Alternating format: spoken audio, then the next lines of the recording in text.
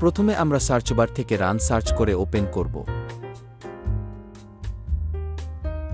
এরপর সিএমডি লিখে ওকে বাটনে ক্লিক করব। এরপর সিএমডি উইন্ডো ওপেন হবে। স্ক্রিনে দেখানো কোডটি এখানে টাইপ করে এন্টার দিব। এন্টার দেওয়ার পর ল্যাপটপে পূর্বে ব্যবহারকৃত ওয়াইফাইগুলোর তালিকা দেখা যাবে।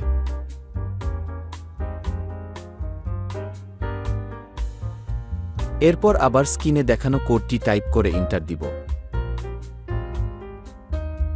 ওয়াইফাই নেমের জায়গায় যে ওয়াইফাই এর পাসওয়ার্ড দেখতে চাই সেই নামটা কপি করে দিব।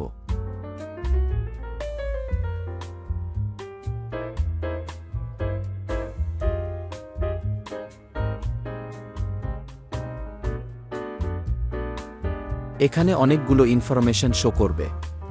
সিকিউরিটি সেটিংস এর কি কন্টেন্টে ওয়াইফাই এর পাসওয়ার্ডটি শো করবে। সবাইকে অসংখ্য ধন্যবাদ।